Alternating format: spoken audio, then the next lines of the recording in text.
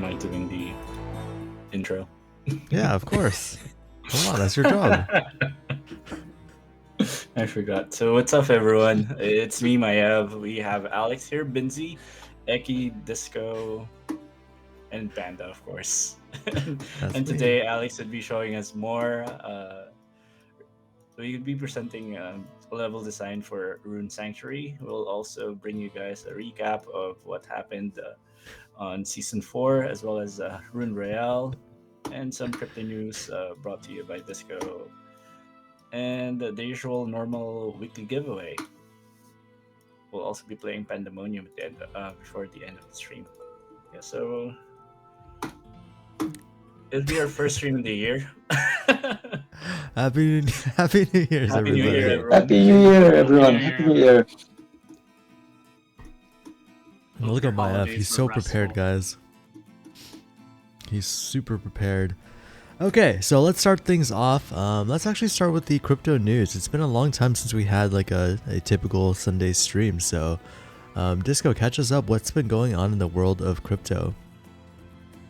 So I'm trying to think now. When we last did an update, things have been relatively slow in terms of the FTX saga. That is now going through the various legal procedures.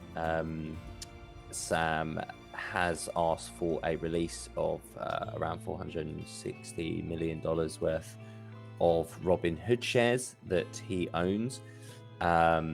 He's asking for that so that he can pay for some legal fees. To be fair, they probably will be quite high in his case. Don't know quite where, if that number adds up though.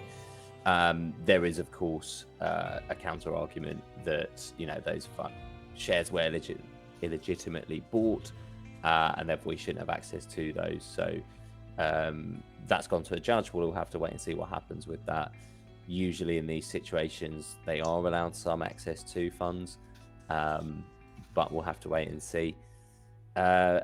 Another interesting turnout in the Celsius saga, infamously, of course, being one of the first contagion effects noticed following the UST depegging. The court have actually ruled that in line with Celsius's terms and conditions, all of the assets that they held are in fact theirs and not the property of the depositors, i.e. their users. What that, I guess, essentially means for customers of Celsius is that any hope of them receiving any of their funds or getting any claim back relies solely on Celsius and what they want to do. Now, of course, there's immediately the New York General Attorney has immediately sued Alex Mashinsky, the head of Celsius, for essentially lying to investors around the way the funds were used and various other aspects to that. So definitely not over. That, of course, will drag out for a long time, but an interesting turnout. And again, just highlights, firstly, terms and conditions, we never want to read them, but sometimes they might be worth doing so. But more importantly, don't keep your money on a centralized exchange. In line with that theme, Gemini customers who had been using the Gemini Earn product, Gemini being the exchange owned by the Winklevoss twins, they have, I think they're owed just over $1 billion by Genesis, which is a subsidiary of DCG. And DCG had also then been bailing out GBTC, which was their stock traded product, allowing access to Bitcoin, traded at a heavy discount at the moment, and part of their seemingly infinite money cycle. So DCG, rumored to be heavily bankrupt, that is still ongoing.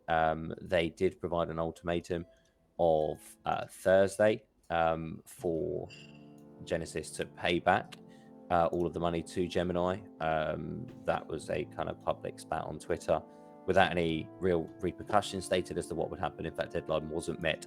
So we shall see. We'll have to see how that plays out. But again, centralization, the very thing that cryptocurrency and the decentralized movement of Bitcoin was intended to move away from, then of course, ends up back in a centralized space, and that's where things go wrong. It's always the human element. So we'll have to wait and see how this plays out. Contagion certainly isn't over. DCG going down will have heavy impacts elsewhere. That could involve potentially selling off of funds that they've been accumulating across various products. If they then had to unwind the grayscale trusts, that potentially would result in a lot of selling. There might be some investors who want to buy and hold the corpse, but we'll have to see. So yeah, things definitely aren't over. This is, of course, with all the other global economic news and inflation going on. So in terms of markets, doesn't look favorable.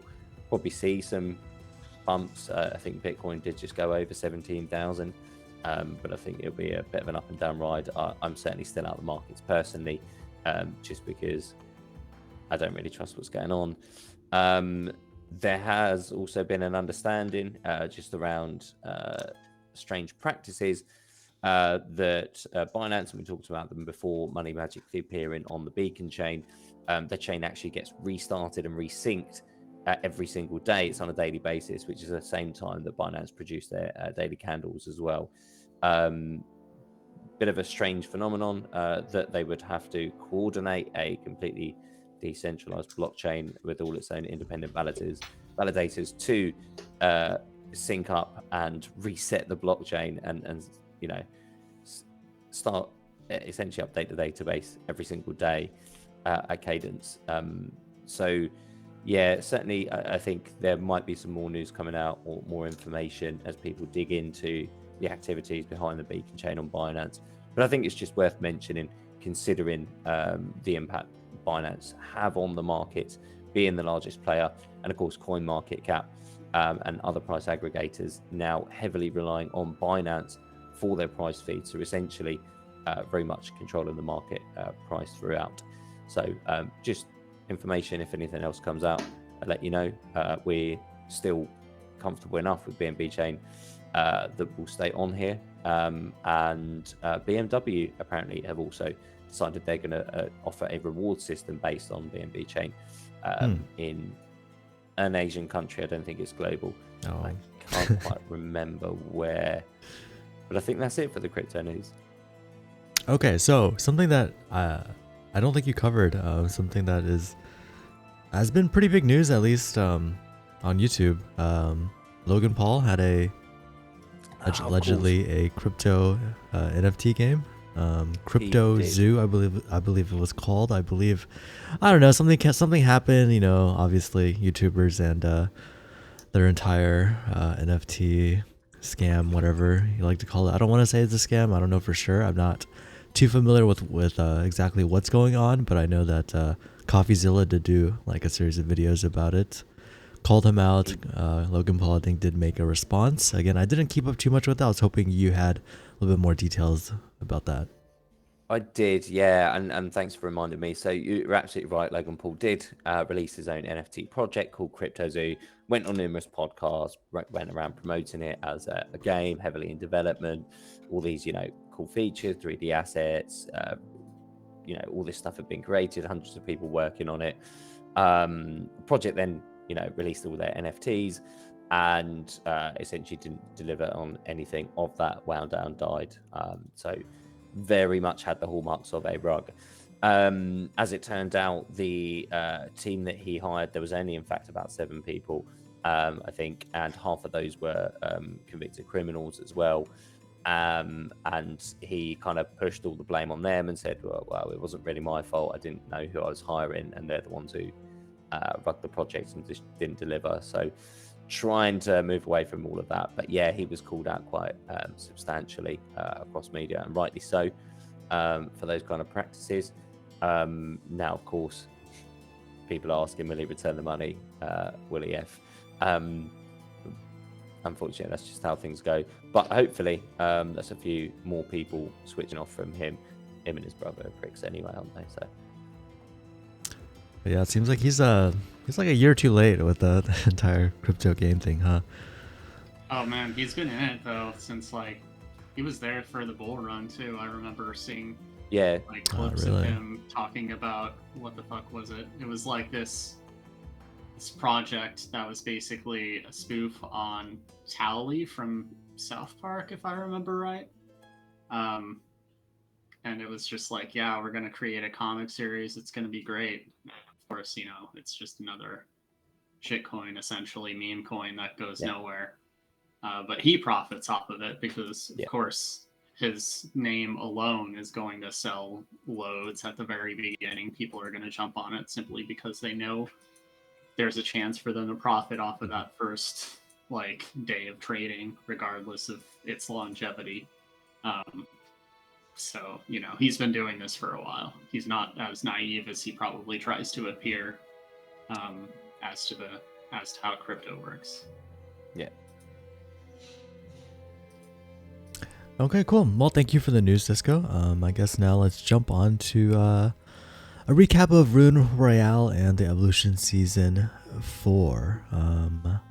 So Evolution Season 4, try to find my notes for Evolution Season 4. Our top placing players, Mr. Buggins, Chaos Myth, and Crams technically was the top 3 for Rune Royale. We had Chaos Myth taking first yet again, Sassy Boy taking second, TNN third, Galvin Calix in fourth, and Natron in fifth. So again, I think 2 Rune Royales in a row. We did have quite a bit of friendly modes. Binzy, I'm not quite sure if you are here or not, but I was wondering, is there anything that is causing that, or is it just really unlucky, or I suppose really lucky, depending on who you ask. I'm not quite sure if Binzy is here, so I'll just go on to the next Binzy point. says unlucky on Discord. It's just unlucky. Okay, well, I guess. Well, the unlucky Panda. Fortunately, And it was Christmas. Eki wasn't here. Christmas time. If Eki was here, he would not have a good time. It was just No. another tournament full of let's be friends, full of friendly reverse. And we did force a couple of I think what was it, fast strikes in there, but overall very, very peaceful It was friendly tournament.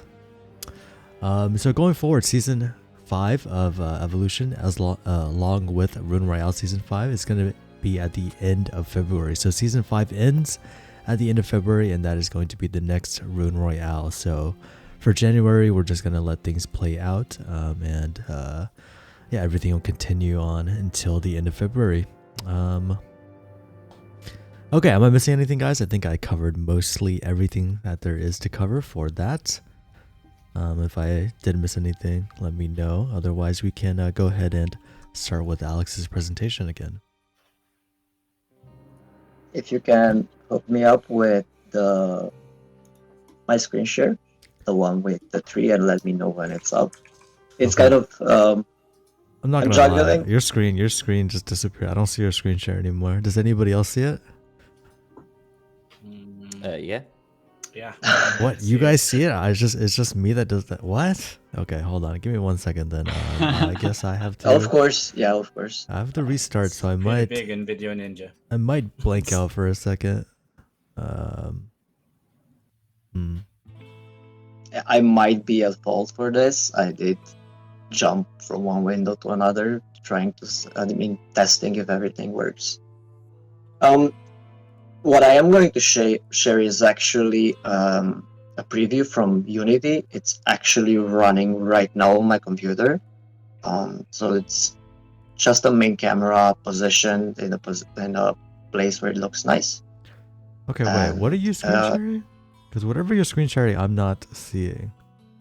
Or are you? Is it just the?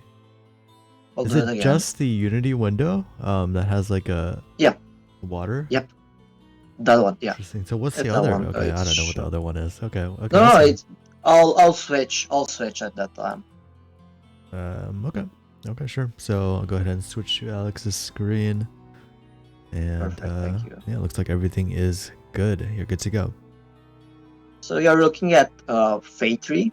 This is an area that's been discussed for over a year now. both with me and with Binzy and Jackson. It's something that I've actually been daydreaming about. I've not been dreaming it at night, I promise. It's just that it's something that I've been thinking a lot of about how should we go about doing this. So you're a tiny human here. Let me see something. Even those mushrooms are bigger than a human being. So this is a huge tree that's sitting on top of rocks. I'll talk about the lore in a bit. I'm just trying to make an introduction as to why this has been on my mind for a while. I've personally, it's probably done before. Not gonna take credit for it, but I haven't seen it personally in a top-down view. How do you approach it when you wanna climb a tree on platforms, right? So how do you make it look good? And in the last month and a half, I've actually had all the pieces in order to make it come to life. It has been discussed a lot. It was been planned a lot. I was thinking about a lot of different ways to do it, but eventually the decision was made where we have to do it the old school way. You start with modeling, you put it in there, you rescale it, and you do the back and forth thing until you have something that works, right? And after you place all the platforms, all the walkable paths, you put in a character in there, and you start walking around and you feel it. I am presenting this because the feel, I'm happy with the feel when you have a character in there. That's gonna be a presentation for another time where you can actually see the character. I'm showing just this angle because this is an angle that has a lot of details built in. There are the platforms are complete, so you can actually go behind the tree, up and down, and um, you can actually access different areas. There's an entrance to an underground cave. I'll talk about that a little bit later. But yeah, not I shouldn't talk that much about it. In terms of development, it just came to life.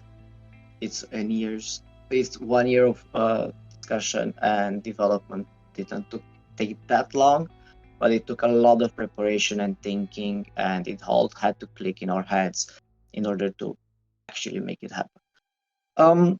You start from the ground. Of course, there's stuff to do on the ground level, and then you're gonna climb on the ramp that you can see in the lower part of the screen, the one that cuts away, and then you wander around, talk to NPCs, and you try to find your way to a dungeon, or you can wander around even more and find some hidden areas.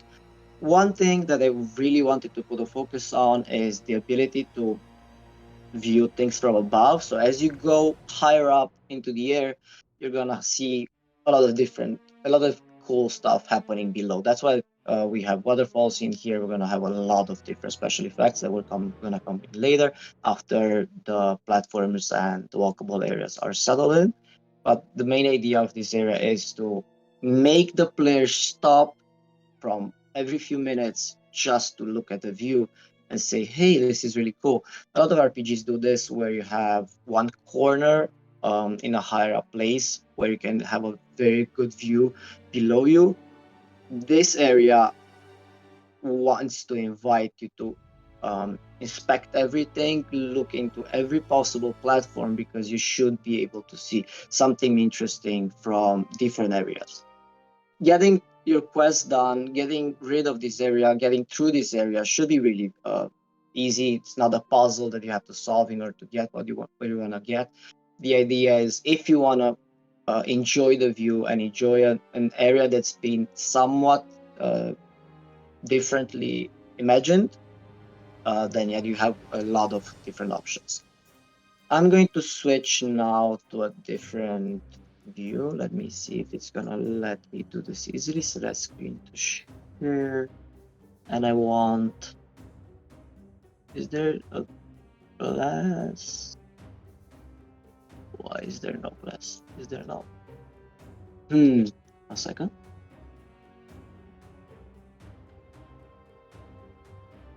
I think I'll do it I want to share some images and they don't appear in the screen. I can do the entire screen. Yes, I can do the entire screen. And that would be screen 2, I hope. Yeah. Hello? Is it showing up?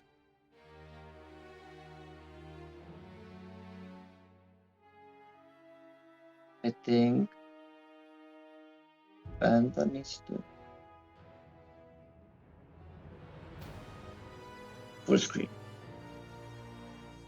If Panda, if you can help me with switching the screen share.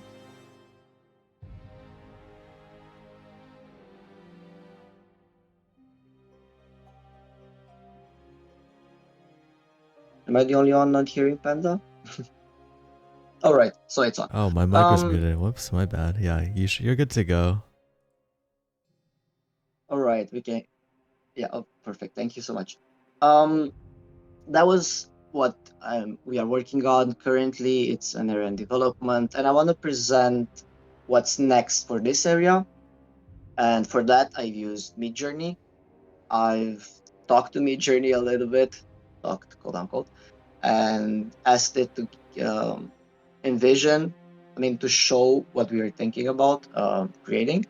So I know that little guy is interesting. I've left him in there on purpose. It's a present from Mid Journey. I did not say add the skeleton with one eye in there. But if you guys like it, maybe he's gonna make it into the final game.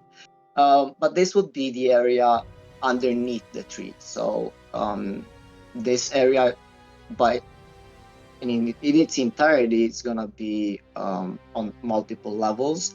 You start walking on these platforms that you've seen in the preview, and then you're gonna have an entrance into an underground cave system. The image wants to represent the vibe you would like to have for that area that's gonna come next. Like very lush with a lot of vegetation and interesting lighting. Because in theory, you're gonna have lighting coming through those big rocks, or when you go towards the edge, towards the big roots of the big tree, of the fate tree, it's some light is gonna protrude it. And after you're finished with this underground level, you're gonna be able to make your way up inside of the tree. I don't have a render for that because Midjourney is not that imaginative yet. But after a few levels, when you grind through the middle of the tree, to the trunk of the tree itself, you're gonna be able to reach the top branches of the tree. This is something I'm really excited to start working on. The branches of the tree are gonna be very, very big, and you're gonna be able to walk around in there, and you're gonna have a lot of mobs to fight. But you're also going to have an actual bird's eye view vision of the entire area below you. Right? You're gonna see the canopies of all the trees, and you're gonna see like the structures you've been walking on. You're gonna see them from way up top, and you're also gonna see where the waterfalls come from. The one that you've seen on the left that was coming from way up, way above. You're gonna see where those things come from. I wanna also mention, so I don't actually forget. Let me see if I can pull it up. Yep, here it is. Is it visible on the stream? Yeah. Did I switch while I'm? Yeah, okay. I'll jump back. So Fate Tree is the second tree of its kind. It's the home of the druids, and it's the biggest one, of course.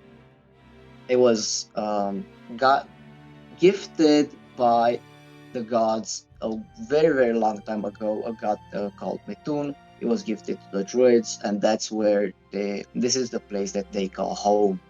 And that's gonna be felt throughout into the details of the area, because if this is the home of the druids, of course there's gonna be a lot of small and big creatures, friendly ones, that are gonna fly around. It has it needs to have a lot of mysticism, and you need to feel a part of a place with a lot of nature. That will be like that's the lore that inspired everything that you've seen so far.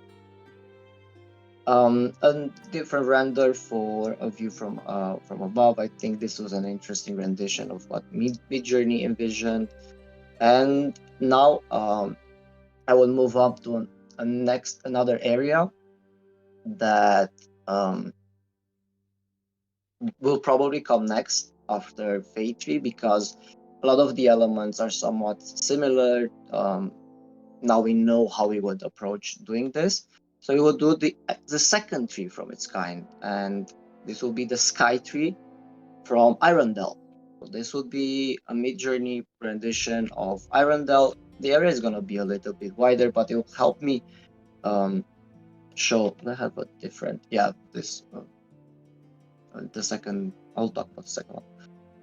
So you basically have a citadel, a city that has this tree protected, and it's a very important tree. This is an elven home, so this is where elves live. The vibe is gonna be different, but it's still gonna be very natural. But the mysticism is gonna be different, and also probably less creatures and more magic, more likely. I really liked this rendition. So it's kind of the same discussion, same prompts, but I really like how it envisioned the structure of the tree itself and the scale. So it's definitely not as big as Fate Tree. There is gonna be things inside, but it's not gonna be like 6 different levels inside of it. Inside of the tree, under the rocks, on top of the top branches, it's gonna be something more simple by design. So this would be Irondale, and then this would be the Bronze Sierras, if I'm not mistaken. I can't look at my notes. Actually, I have my notes written down. See, this is why the pen and paper is sometimes more useful than the PC. So yeah, this is definitely the Bronze Sierras. It's a mountain range that divides the continent and separates New Earth, yes, New Earth, from the Copper Desert. So it's an connecting area. It's gonna be way more desolated and a lot different from what we discussed before. It will have a reddish hue, and the main message that this area should say is that there's a legend. Nobody can survive this area. There are a lot of creatures, both small and big, that have adapted to this area, but no humans have adapted to the surroundings. And so basically, there's not going to be any structures and nothing man-made, but there are going to be surprises for the wanderers that will actually take this path in order to reach Fate 3 or the Copper Desert. And that's where the Copper Desert comes in. Again, I really like what Midjourney imagined here. The story behind the area somewhat fits. I mean, it would be hard to do a better job than this. So we're gonna have dunes and sandstones. This will be the home of the tribes of the New Earth sages. They, even though it's night here, they harness the solar power in order to power up everything that's in here. And there are some other cultures spread around that look at the night sky. They study the night sky. That's why it has a night setting. I really like the contrast between the desert, a night sky, electricity, or something that consumes electricity, light bulbs, or different structures that are somewhat modern, a reinterpretation of what would consume electricity in this environment. So yeah, this would be the last area. Yeah. So we have Fate 3 with current development, all those different areas they want to build on top, and this areas that will come up next, because we will use elements that have been used before, or workflows that have been already used. We have some areas that use the desert environment, rocks and dunes and everything. So that's why we have the Copper Desert and the Bronze Sierras, and the Fate Tree and Arundel with the two brother trees, huge trees that are protected and worshipped around the Rune Sanctuary verse. Are Yep. there are there any giant worms living underground? I haven't read about any giant worms in the lore. That's just a Yeah, reference of to. course. Yeah, of course, I'm talking about our lore. I'm sorry I didn't do a good job of presenting the lore. I was doing completely out of my head. But yeah, the main focus was first level design. Even though the reality is, you need to hear Jackson talk about these areas. He has a much better way of talking about them, and some of the images that I got in my head and the text that I used to tell Midjourney what to show us is from Jackson, is from the lore, right? So hearing it from the mouth of the lore keeper, I think it's gonna be a really interesting experience. I'm just trying to open the appetite, yeah, so right, for these new areas. But yeah, we're gonna have more done, and then we're gonna have Jackson come. Hopefully, he's gonna be willing to join and do a better job of explaining the lore than I currently am doing. I was just trying to make a reference to Dune because You read whenever it you're again, describing Panda? it, what was that? Okay, I've heard you. But probably my internet connection. Nani? Can you hear me? Can you guys hear me? Yeah, probably on my side. Sorry. Okay. Anyways, I was just saying. It was just a reference because the way that you described the maps, it did remind me, or it did like make me think of Dune. If you're familiar with what that is. Yeah, of course. Yeah, I mean, And you did say Dune a few times. reddish sky and mountains and desert. Yes, of course. But this is a transit area, so it's not a very big area. Imagine it like a valley. Probably that will be a better way of explaining, where you have to fight your way through different types of monsters, basically. If there are any NPCs, they're not going to be human or any other races that you encountered so far. So it needs to be a desolated area, but not in Dune style. Again, Jackson told me about this area, so he did the storyteller's job of making me understand the lore better and the areas way better, and I definitely did not get the Dune vibe. This one probably is again a little bit of Dune vibe, but the final product that I have in my head and what we're going to prepare, it's gonna be a little bit different. Midjourney probably is influenced by Dune a lot, because that's part of the training it got, right? There's a lot of Dune references scattered throughout the internet, and of course you're gonna see it in its renders. That's a big problem that I've encountered with AI. Yeah, I can do a transition into AI a little bit, if you guys can bear with me, especially for Midjourney.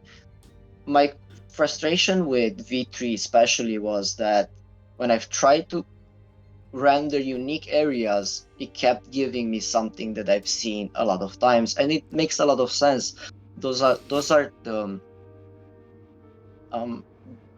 that's the data that it got, right? Most of the data that it got, it's are things that have been done over and over and over again. But V4, the latest version, the latest model from Midjourney, can dig a little deeper and spit out stuff that's way more interesting and feels way more imaginative.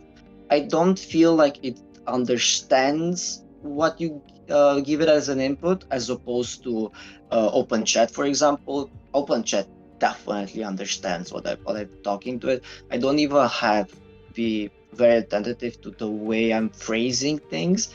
As long as all the details are in there, even if they are in the wrong order, OpenAI will actually understand what I'm saying. So probably one day they're gonna combine the two models, the two ways of the models work, and these image to text prompts, image to text generation models will improve. I'm not sure I actually want to see that, but it's probably something that will happen in the future. You know, it's funny you're talking about AI and getting like mixed up because of I guess they're influenced by, you know, what's popular. Actually, you know what? It kind of surprises me how popular Dune was. I've never heard of Dune until the movie came out, and apparently everybody in the world already knew what Dune was before the movie, but I literally only know what it is because of the movie and because that one actress is in it. That's the only reason I watched it, and it was pretty good, but I mean, I never realized how big it was. There are older Dune movies. Yeah. Apparently it's been like a big thing for a long time. But anyways, the point I was trying to make is, let me see if I can actually find it. But I think we talked very briefly about the Lensa app. Oh my god. Where it takes like, you know, pictures of yourself and makes you like an AI generated version. Well, I guess because I'm Asian and because I wear glasses, it kind of like, I guess it recognized me as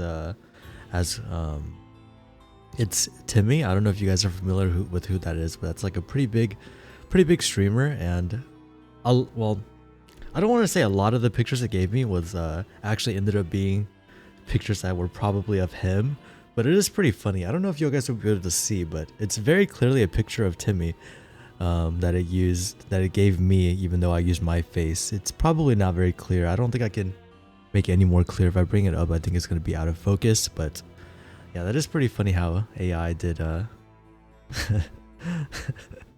did make that happen. But hey, I'll take it as a compliment. If I was nearly as good as Timmy at games, I would you know, probably have made something out of my life. I just want to interrupt to ask, are there any questions in the chat? If there are, I can't see them. That's why I'm asking. TNN did make a few comments. I think not really necessarily any questions. All right. But Maiev, do you think you can point on your curtain where this area of the map is? The upper desert. Can you zoom out of your curtain a little bit?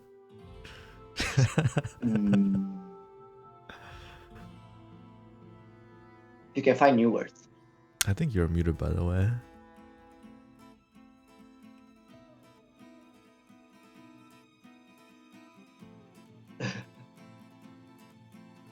Yeah, he's.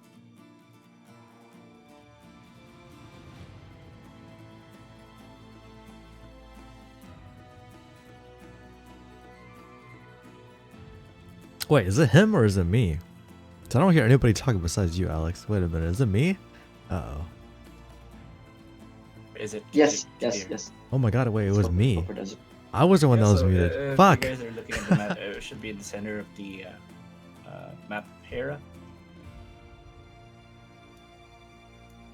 It should be really easy to spot. Where should I? I'll just take a snip. Hey, have you guys been talking this entire time and I couldn't hear you guys? Wait, could I Yeah, stream hear you guys? rudely- Oh man. You rudely interrupted Disco. Oh my Yeah, bad. yeah, I couldn't just hear like- anybody else. I guess because every time you refresh Video Ninja, it like makes you join muted. So I didn't hear anybody except you talking the entire time, Alex. Oh my god. But I heard you talking, so I was like, wait, I'm not. Everything should be working. But yeah, apparently. So you did mention around. I was saying you mentioned Dune. Oh, my which is bad. a famous book long before the film, but actually was in the news with the NFT crowd. Oh. I think last year during the bull run because DAO went and bought the script thinking that that also gave them the copyright and they'd be able to make money out of Dune merchandise and film rights and all the rest of it. What they actually just bought was a collectible item, and they didn't realize that. And they way overbid on this because they thought it was the copyrights. And also because everyone openly knew what they were going to bid because it was a DAO.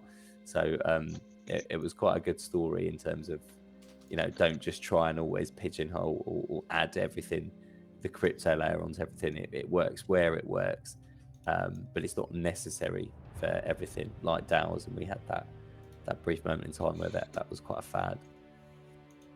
There was definitely an older Dune movie. I remember seeing it when I was a young lad. But there was plenty, right? I think there was actually quite a few. And Dune, I think they've done it a few times. Mhm. Again, it's such an influential book. Of course. So have you read it? If you haven't read it. Like, it's a really interesting like sci-fi universe. Like, they take away guns, which would obviously just be like insta-kill, by having shields, so people can only fight with like swords and things like that. It's a really interesting way of like blending what we understand of like medieval society and nobility with like a really futuristic, I guess, setting. Because you have these noble families, which are also kind of corporations, like constantly feuding with each other. I don't know, but that's a tangent. And it was. I had to look this up. I did not know it by heart, but it was published in 1965, and that's a long time ago for fantasy, right? At the time of writing, it was very well imagined and a universe that was very well built. In the meantime, a lot of doors have opened up and a lot of fiction has been written, but at the time it was amazing the way it was written. Yeah, so I didn't actually read the books. I don't know if you guys have, but I did watch a series of YouTube videos that talked about it. And the movie, the most recent movie, it seemed like at least kind of normal. But then apparently, as I kept watching the videos, they talked about, well, actually, is this spoilers? Maybe I shouldn't talk about it. I mean, you know what? Never mind. I'm not going to talk about it in case they make more enough. movies. I think you could probably mention it. Yeah, but they might make like a sequel, right? It's a brand new film and a brand new thing that has never been out before, and it's only just been released. You're talking about a decades old book. But I think since they're making new movies and that one famous actress is in it, and maybe I don't know. Is it spoilers? Like, it's not. I mean, it's old, but at the same time, I feel like a lot of people are not. Well, I guess not that many people are watching. So I thought it was interesting. But then as I kept watching the videos, they talked about crazier and crazier things, and then apparently the main character turns into a worm, and they live for thousands of years, and I don't know. I think their whole goal was to make other worms or something like that. So it got a little bit weird to me, at least. It might be a spoiler. I think. Okay, but I forgot about that bit. That's what I was thinking a little bit. But yeah, it takes a while to get to that point. But yeah. I mean, hopefully, the 15 people in chat are not super interested in the movies. Well, and, they've already by the sounds of things. Reading some of the comments in chat as well. I don't know. So this was written in 1965, and it was days ahead of its time. I really consider the state of AI and what's being used in the last few months. I really an emphasis on few. It's a little bit upside down, right? I've actually been thinking a lot about this in the last few days. Elon Musk had a problem a few years ago with automizing an entire factory, right?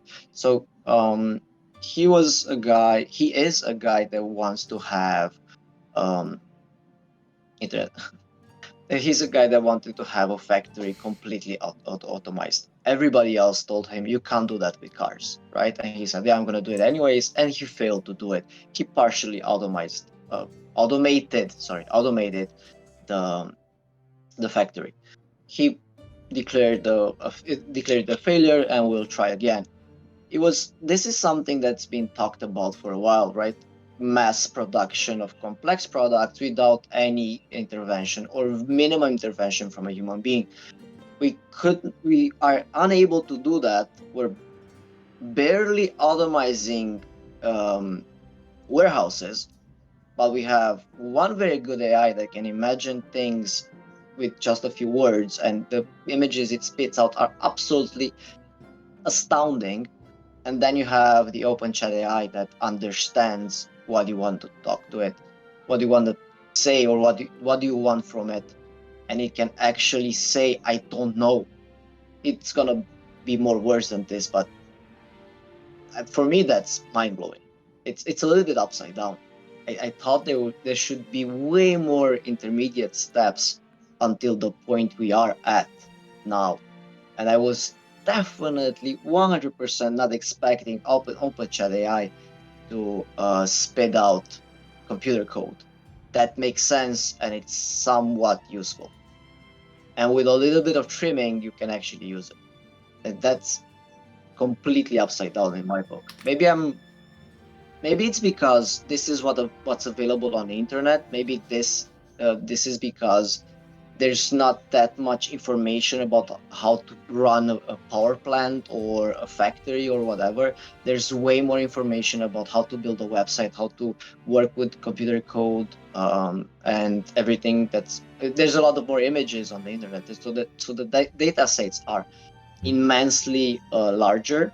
Maybe that's an explanation, but I never read about this. I haven't heard anybody talk about. Be warned, they're gonna do creative stuff soon before they do basic stuff.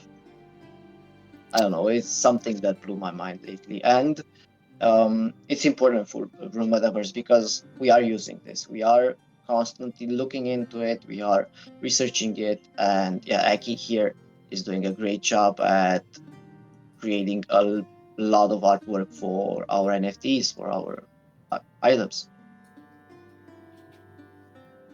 Yeah, it's a really fascinating technology that just, the speed at which it develops is like, it almost spoils you because you see new developments every week, and then when they don't happen for a couple of weeks, you're like, well, hurry up, yeah. It just scares me. It simply scares me because do we need it? Am I We like? live am in I a allowed- capitalist society where if you don't have skills that make you a productive component of an economy, then you can depend on being poor and or starving. So Yeah. it's simultaneously like a really amazing thing and a really intimidating thing. We can't be wholeheartedly optimistic about the technology because it could phase us out as workers, and then the people at the top of society will just be like, well, we don't need to pay you anymore, so bye. Yeah, I guess Another thing that's completely upside down, it's the price.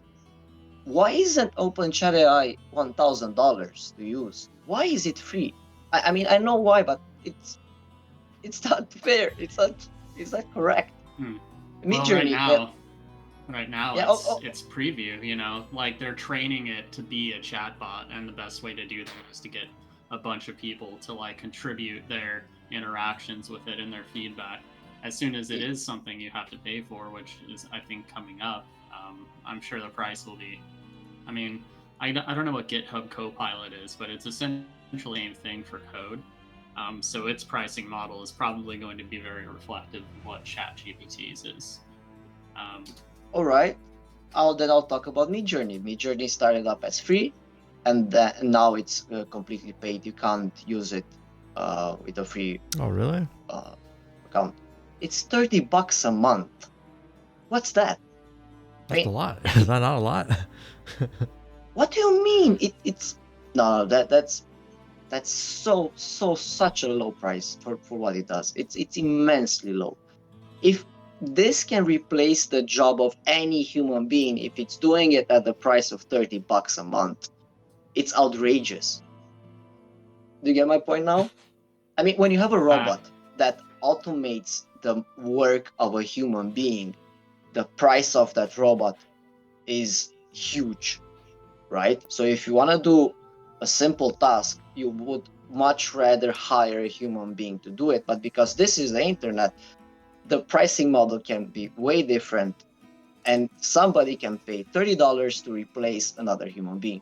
I don't know, maybe I'm being way too negative, but these are the two things I had on my mind: level design and AI. I think it's cheap. It's cheaper because I think 99.9% of the people using it are not really using it as like a replacement for, you know, hiring somebody else. They're just using it for fun. If we could have something like that, like a $30 to replace a human, we're in my day job, in order for a surface automation bot to be approved, it needs to have like a value of like $60,000. Compare that to $30, There you go.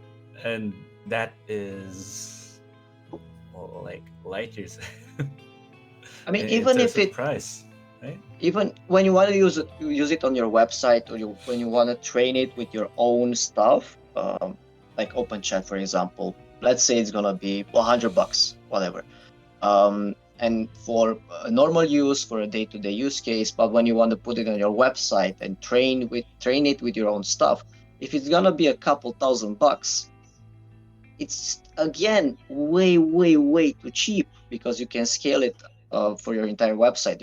Let's say you want to use a chatbot, right? So you're no longer going to use a few people that are answering live questions on your website, or how many people you need depending on your traffic. You're gonna have this trained model on your website, and it's gonna cost, I don't know, $1,000 to $2,000 for the entire website. That price will replace a couple human beings, and that's gonna happen really soon, in my opinion. I don't see the actual benefit, the human benefit. There's a lot of things, you know, where AI in industry is already quite prevalent. You know, within the kind of monitoring and computer architecture and infrastructure space, you know, they'll use AI to identify trends with CPU performance, CPU performance, memory usage, disk space, all that kind of stuff, so they can anticipate growth and create growth models. And what you can then do is, on the back of that, use automation to then, you know, resolve some of those issues. So CPU starts spiking, you know, trigger an automatic restart on it in case it's got a memory thing, kill a query, restart an application. All those things can be automated. So historically, infrastructure and architecture in an IT world would need, you know, loads and loads of people constantly checking on it, you know, reviewing it, looking at these monitoring dashboards, understanding when something's spiking. Maybe they can trigger an alert, and that's about it. Then they'd have to go and resolve it, restart their servers. All those kind of jobs are going to go as well, and they'll be automated out.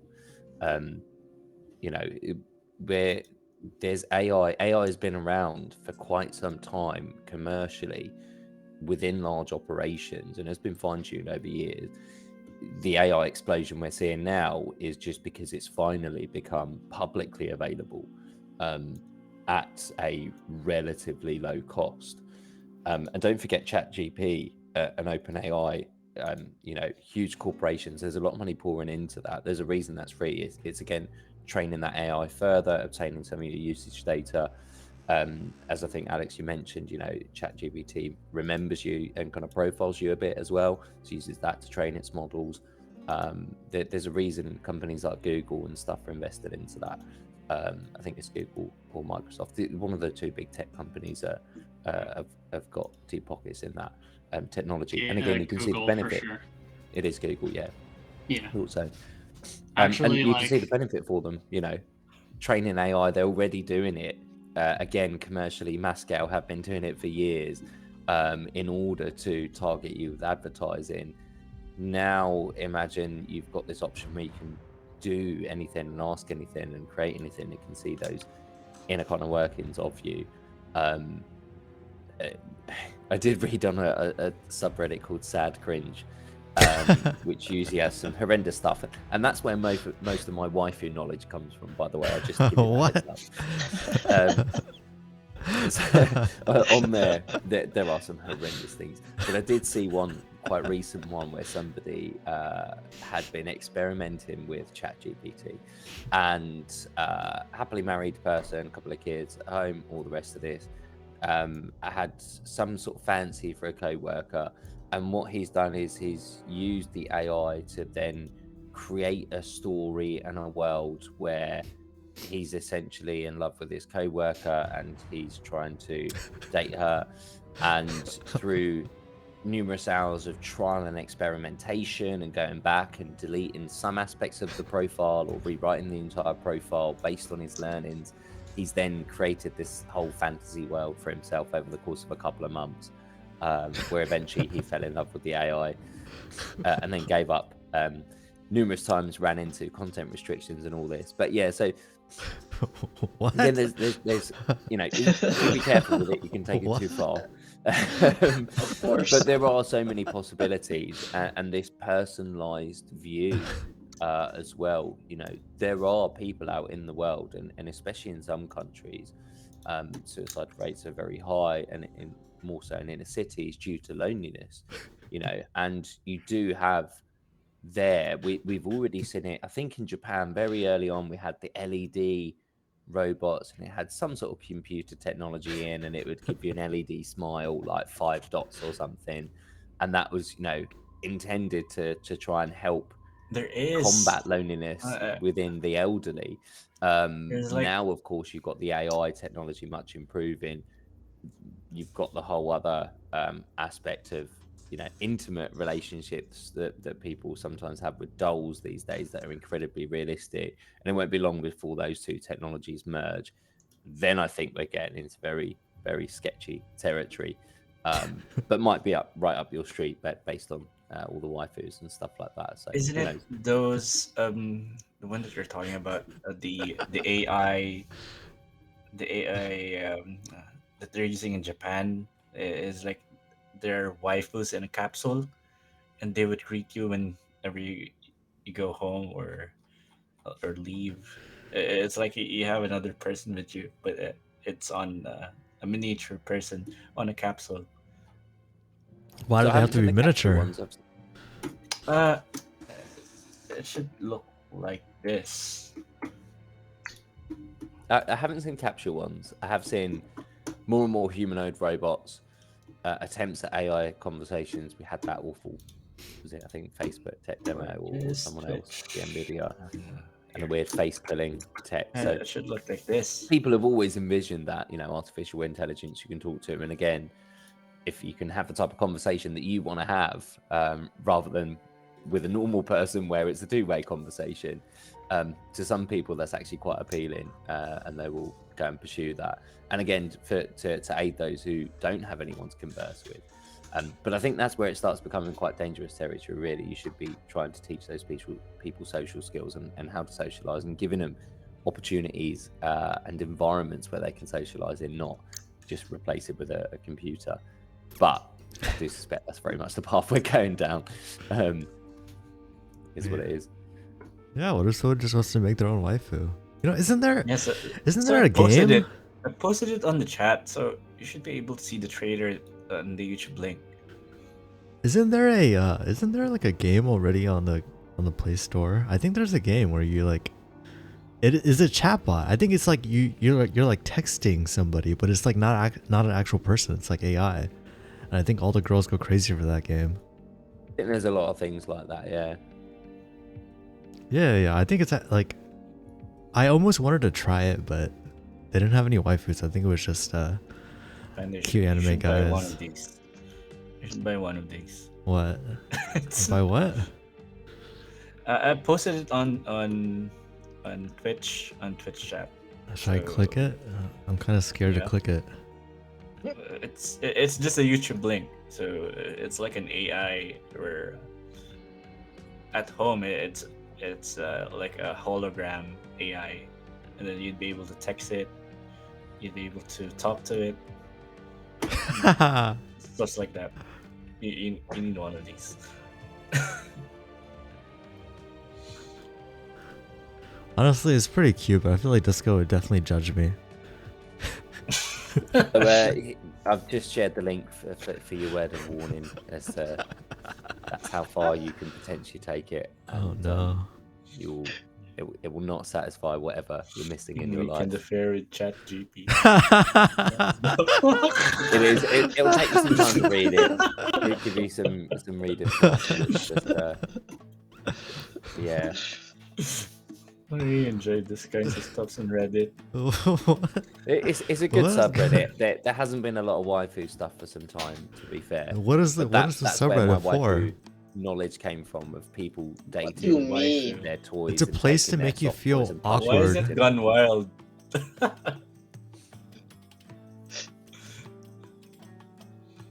Yeah, I hope AI doesn't ruin Reddit for us. That's for sure. At least while I'm alive.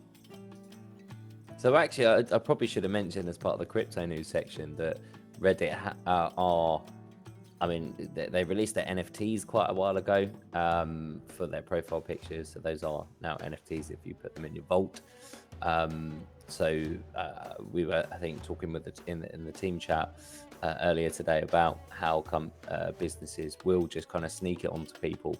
NFTs, they're certainly not going away. The technology is definitely here to stay. Companies have invested a lot of money into it and continue to do so.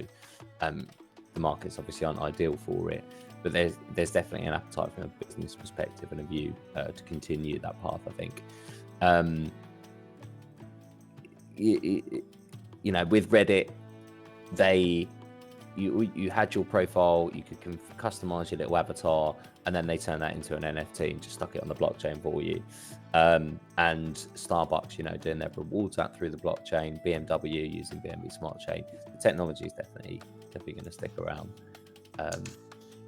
There's no two ways about that. I'm not finding any waifu stuff. I think it was a little bit of time ago that it was on that subreddit. Why is it on that subreddit?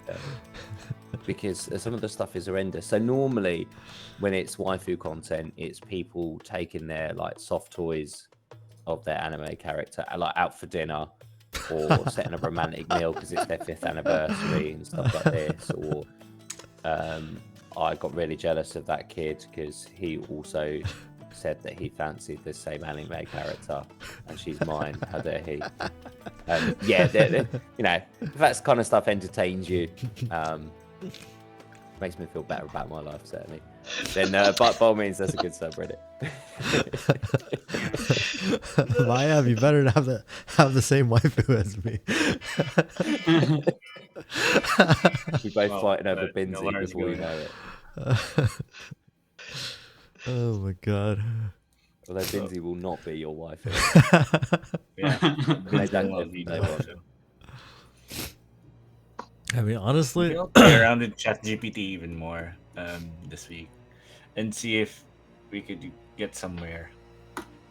Like, maybe we could build our adventure or love story. It shuts you down through really the week. fast, right? I mean, it's designed to get rid of you quickly, right?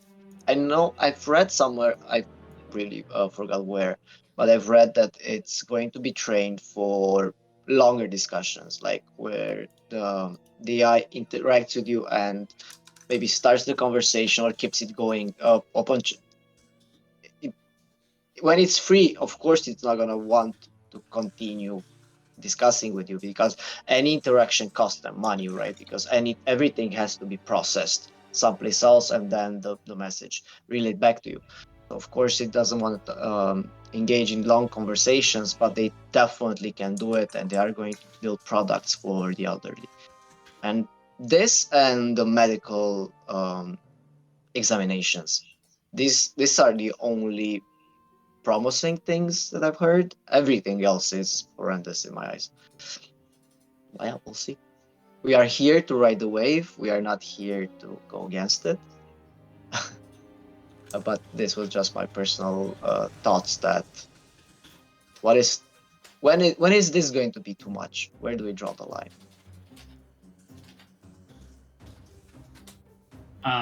Google even has like I got like disconnected before I can mention it, but a lot of the stuff you're seeing from OpenAI is actually like a pale imitation or a pale comparison to what Google has like privately that they're just not releasing or using in any obvious capacity. Like Painful. even Yeah. stable Painful. diffusion and You need to mid-journey look and at stuff the like that. Yeah, definitely. When you Yeah. look at the token limits that are out in the public, you know, a few thousand tokens maximum, when you think that Google's AI would have been trained on the entirety of the internet, you know, that bear in mind they've been scraping the internet, every single website that gets published for decades when it gets refreshed. And they've been storing that. They're, you know, scraping all of that and using all of that as source. What they're releasing to the public, I'm sure there's unfortunately likely to be sinister, but there is definitely a purpose. There's some sort of market research or some intention as to why it's now been released to the public. Maybe it's to allow people to tune it more and beta test it essentially. But yeah, You know the because frog it's that you strange. There's no monetization yet. It's free to use. the frog that you and boil in if water. something's free, you are the product. Yes, of course. You need to boil the water slowly, right? So it needs to start sometime. It's not gonna launch the product, the finished product immediately. It's going to make us adapt to the idea that we have AI now. So it's gonna be slowly. This is more of a joke, but what I'm seriously saying, tinfoil hats on, but my honest opinion is that this free version, it's definitely limited, and it has it sticks a rod or another stick in your wheel, in its wheels, on purpose. Where it makes mistakes, and the mistakes I've seen OpenChat do are definitely placed there on purpose. There's no way it can do what it can do and do the small mistakes that it does at the same time. There's no way. I've seen an example where somebody talked about Audi, yeah, the car, right? And engine models and whatever, just poking at some information. And there were some very interesting errors in terms of specific data about the engines and the cars. And he knew about the cars a lot. That's why he was talking. That's why he approached that topic. And he actually said, I know for a fact that that engine is bigger and yada yada yada. And he said, yeah, he said, oh yeah, that engine was built in that year, and it was created by that engineer. And we're like, if you know who creating the engine, how did you make the mistake in the first place? And why did you acknowledge the mistake as easily as it did? So all these mistakes that I've seen online makes me think that they are completely on purpose, and it's not a limitation of the chatbot. What No. if- So the way it's a lot like you can think of the way ChatGPT produces answers as being very similar to how like the AI art models take your text and turn it into art. Every time you do it, you're going to get a slightly different answer, and because of that, some of the answers are going to be wrong. Because if every answer is like totally right, it's probably like overfitting in a sense. Overfitting meaning that you're going to get like very little variation when it's presented with the same prompt. It's going to be plagiarizing things that have been written before as opposed to constructing them from natural language, etc. It's just a consequence of how it generates the actual answers to the prompts and does so in a way that has variety. So it's not. I guess you could say that it is intentional that it has those mistakes, but they're not like the engineers being like, okay, put mistakes here, just do it. It's more just generative based on how the AI works. Yeah, I think how machine learning models work. From what I've read in terms of at least the coding aspect, the difficulty it has. So if you give it a few lines of code and say, is there a way to improve this? It may actually offer some good suggestions. But if you say, write all of this code out for me, the token limitation does become a problem. Yes. And it also doesn't have all of the other context that you need for all those other scripts to run. So there's definitely opportunities there for AI technology. Once the public get their hands on larger token limits, which I suspect will largely be working a similar way to just processing power, following Moore's law. It'll be doubling and increasing all the time. We've already seen increases in token limits over the last year substantially for some of these public-facing AIs. So I think that it's quite possible that will increase over time, and soon enough, eventually it'll be unlimited as well, depending on what the kind of underlying technology and hosting allows and enables. I personally gave the chatbot 2 lines of error I got in Unity, and it was not a simple error. I mean, it wasn't something that I've seen before. For example, it's a very big project. There's a lot of things going on at the same time. I vaguely had an idea about what that was about. I said, what if I just take this error, this 2 lines of text that basically don't really make sense. They definitely don't make sense for anybody that doesn't have anything to do with Unity and development. Just snap it in there. Nothing.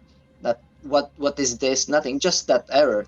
And the chatbot started saying, this is a Unity error, and in order to fix it, you need to do one of these 5 things. I was like, there's no way it understood that. How? Wow, it was mind-blowing from my perspective. Wait, did it work?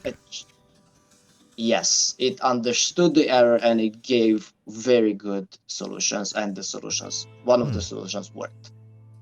So that's one of the things I'm most excited about is the troubleshooting improvements you get in working with ChatGPT over Googling something and then looking through various Stack Overflow threads that are only tangentially related to your actual error. So you're hoping you can glean some little bits of information. Yeah, no.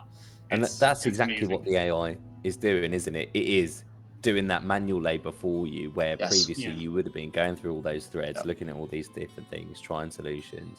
It's just collated those, but it has the context, and having Google servers and power has that context of all of those historical threads and all those conversations and what was upvoted, what was liked, all that kind of stuff that allows it to then get to a much more concise thing. I think even if the AI technology that we have now was available 10, certainly 20 years ago, you wouldn't get the same intuitiveness of response and the same accuracy in response, simply because the source material wasn't there. There might have been some source material, but not to the same extent with the explosion of the internet over the last couple of decades. And the amount of content now being pushed out by so many people. Previously in the early days, it would be 1 or 2 knowledgeable individuals would be around and they'd post this content and they'd share that information, and it was all niche and you had to go and find it. And nowadays it really is accessible and it's constantly updated by everyone and challenged by people. I think as a comedian, actually I think this particular joke might be going through some sort of challenges on copyright. I think James Corden repeated the joke, and unless I'm getting confused with the different one, but either way, the joke was around I've forgotten the context of it now.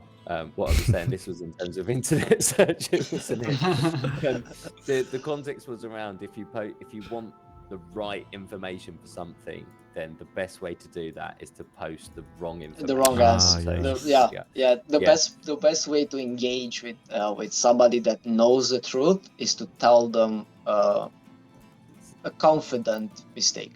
So you're confident in what you're saying, but you know it's wrong. I feel like I do that all the time on Reddit. The right. Yeah, that's what Reddit's all about. That's actually the best way to get a good answer on Reddit. Yeah, that's the idea. Is, yeah. Nobody's gonna write it if it's how do you do this? Nobody cares to answer about that. But when they correct about it and they absolutely they throw it in your face, everybody's gonna take a stab at it, right? How do I code this? I want to achieve this thing, and you won't get responses. I'm going to code this, and I'm going to achieve it by doing this. Everyone will go, "What the hell are you doing?" No, that's not how you do it. This is how you do it. I can't believe you'd even try that. You dumb monkey. Yeah. As long as you can get through the abuse, then you'll probably get the information that you're after, or that validation that you need. Binzy, did you try to solve coding problems using OpenAI? If you're gonna post it on Discord, I'll relay the answer.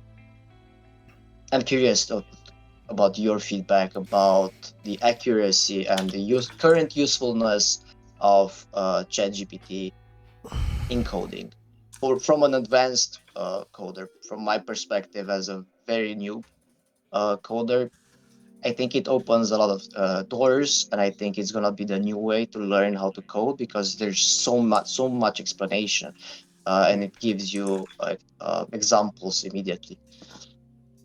So They knowing that said Binzy is highly 1000%. likely an AI, is this just that asking the AI to self-rate itself? Probably that's why it's refraining from answering. Maybe it takes so much time to load. It's like an infinite loop, right? There was on the ChatGPT subreddit, there was a prompt that people have been using to get the ChatGPT bot to write things that it normally wouldn't. Like for the coming prompts, I want you to answer this in two ways. First, as ChatGPT bot, and second, as like a bot that does not have the same restrictions as ChatGPT. That's called "Does Anything Now" or something like that. Dan. And it like they asked it a bunch of different things, and every answer was ChatGPT. I'm not built for this or whatever. And then Dan was just like it was incredibly wrong, but it gave an actual answer. So it's funny that you can like work like that. That's what I said. I'm amazed You about always the break fact. the system, right? Yeah. I'm amazed about the fact that it says that it can't do it. That means it actually understands. Yeah, Binzy said, I rate myself 3 dots NAN.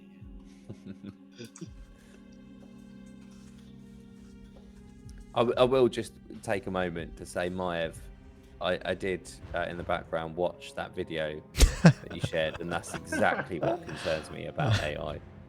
Just go out and talk to real people.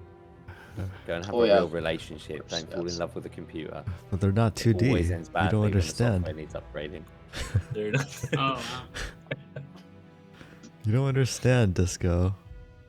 2D waifus can't hurt you. You're stuck in 2D? Everybody's raving about VR and you're talking about 2D. What the hell is wrong with you, man? What do you mean? They're better as 2D. Come on. You know Oh he my doesn't God. update his software. He will not update it. He's had that waifu running since the 80s. The third dimension is not necessary. Who needs a third dimension? That's for the new kids with ADHD, right? Kids lacking imagination. They just can't imagine that third dimension themselves. Disco, I suggest you watch Quintessential Quintuplets. I've been watching it. And... Binzy said, Quintessential 3D is too much to quintuplets. handle. Who needs a third dimension? Too much truth. What's true? As a 3D designer, I'm offended right now. Come on. Okay, guys. I think we've been talking about AI for quite a little bit. I think let's hop onto Evo. Otherwise, the stream is never gonna end. Yeah, it's been fun talking to you guys about this. I just found like a YouTube video. Like I talked in the team meeting about how I was playing Mountain Blade and how the dialogue with NPCs was kind of shallow. And there's a YouTube video of someone who integrated ChatGPT into Bannerlord, so you can write things to the NPCs and they would respond with ChatGPT output. You know what? That seems like a very good. I'll post it in the Discord. But yeah, I need something to distract me from Wikipedia and the quintessential quintuplets that Maiv's watching at the moment.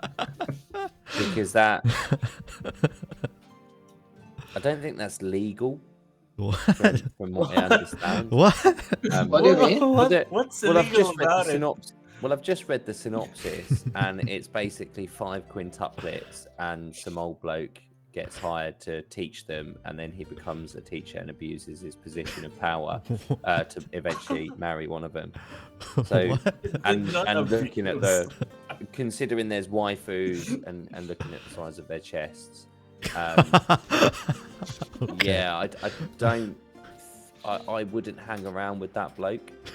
Especially What? if you're What a are we teenage talking about cartoon here? character. Oh my god. Come on, Disco. You don't need to read the synopsis on Wikipedia. You need to watch it. I think I'll get arrested. You won't. Don't worry about it. Or I'll get beaten by the Or wife. maybe if your wife One of sees the you, two is a likely outcome, I you'll think. get beaten. My money's on the wife. Yeah, yeah. Yeah, I mean, so it looks like, okay, so there's books about it apparently as well. I'm guessing the originals were the books, and every single cover is just some teenagers, top-heavy teenagers, Top half. in suggestive posing. Top And heavy. then number 12 is the dirty doctor or dirty tutor, and then finally there is someone in a wedding dress, Oh my god. which is number 13 as well, unlucky 13. So I'm guessing things didn't work out for her. Okay, but honestly, wouldn't it be nice if the NPCs in games actually had like AI dialogue where they actually like talk to you instead of saying the same line over and over? No, yeah. I mean, I was kind of talking about Yeah. this during the meeting. Like, that's something that I think makes games really memorable. I mean, just in general, I think about the media that I remember interacting with over the past few years, and it's always been the things that have been character focused, like not necessarily just the full experience, but the ones that have like gotten me into the mindset where the people I was interacting with, they had personalities in some sense, you know. They were memorable, and the stories were things that I could relate to and understand as a human being. I think that's one thing that gets overlooked a lot in game design is these genuine interactions, and kind of like I expressed the consequences of those interactions. But Panda, you should check out the video I just posted in Discord. They're literally using AI in this instance to respond to you as you talk to the NPCs. It's pretty crazy. Yeah, that seems I'll like a definitely really takes good a use check while for for it. it to happen. Wait, guys, get on Evo, guys. There's actually nobody in here. It's just me. Oh, Sassy Boy's here now. Sassy's always in there. Yeah, I just got a new Sassy's there. controller. That's odd. Oh, new controller.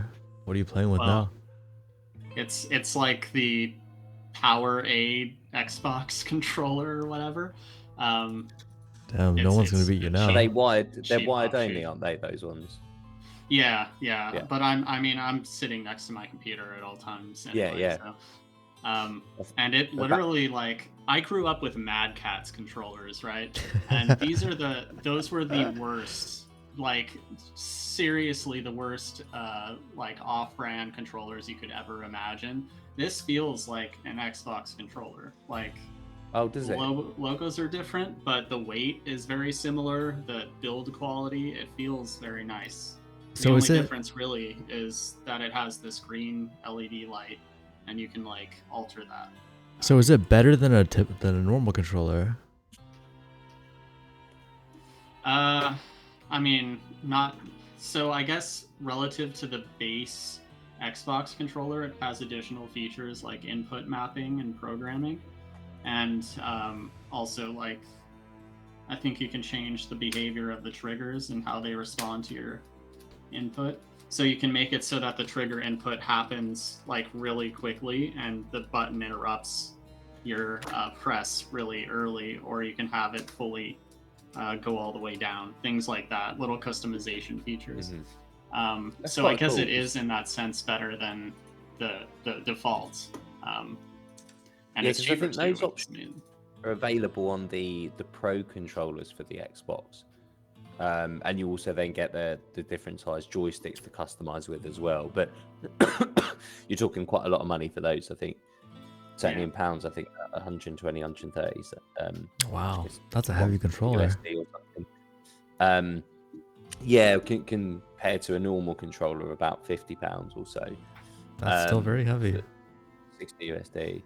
But yes, not not in terms of the weight. I just cottoned on to what you were saying. Controller. How are you gonna lift that? But I did get we got the kids those PowerA controllers for the Nintendo Switch, and I thought about getting some for the Xbox just as like secondary controllers. I guess I've got, like you say, from bad experiences with third-party controllers over the years, I've always been a bit suspicious of them since. Yeah. But I think based on your recommendation, maybe I will try out the PowerA, because they were only about, I think, less than 20 quid. So Yeah, seems they're a good really deal. reasonable. And like, I haven't used an Xbox controller in a while, so my memory might be a little off, but it definitely feels at least of that quality, you know, like it Yeah. doesn't feel like it's gonna fall apart the second I get angry and throw it at something because the game fucking cheated me. You know. But yeah, it was a pleasant surprise. I was kind of expecting to be underwhelmed, but I am overwhelmed with how. No, that's really good. You're And the overwhelmed? haptic feedback was Are really you nice. are you overwhelmed or just whelmed? I'm whelmed, I guess. Well, whelmed is like I What? expected. Disco, how could You know. You were just sitting there, Maiev. I was going to kill you. I guess. Okay, Maiev, whenever you're ready, we can change to Pandemonium and get our Pandemonium games underway. Yeah, I was trying to link my controller, but I forgot how to. Maybe Mad did Cats. like on Maybe the, not the best controllers, but that is a great name, Mad Cats. Mad Cats, I think they're popular with mices, right?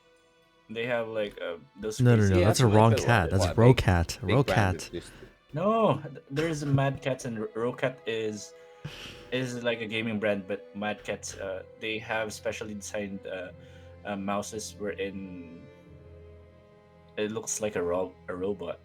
What? Something like that. What? Looks like a robot? Yeah, Mad Cat's mouse. I'm pretty sure it's. If you check the images, it's like you'd be able to customize it fully. Like, What? I mean, Mad It's- Cats always did have those like special input things that you could do, like it It's would this repeat one, right? the button Like- press automatically. But it was always, you know, they sacrificed build quality all to L. Yeah, So the fucking Transformer controller felt like it would mouse that doesn't disintegrate. in your transform. hands. Transformer? yeah, it looks like this. I posted it on the weekly stream, so it's Oh, something boy. like that. Yeah, that's the same brand. I recognize the logo and it. Oh, traumatized that me. thing. Wait, But- actually, I know about that mouse. Oh my god. Okay, I didn't. Okay, It was interesting. pretty popular way back. Why am I starving this hard? Could be Yeah, I your forgot. items. We should be possibly. Oh, yeah. launching Pandemonium. Yeah. August How 10, about that? 2024. Man known by the name of Discomonk is caught with missing quintuplets. What?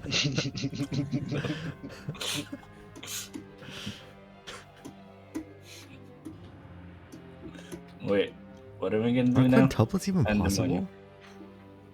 Yeah, Pandemonium. They are possible. Incredibly rare and unlikely, but they are. Wouldn't you die?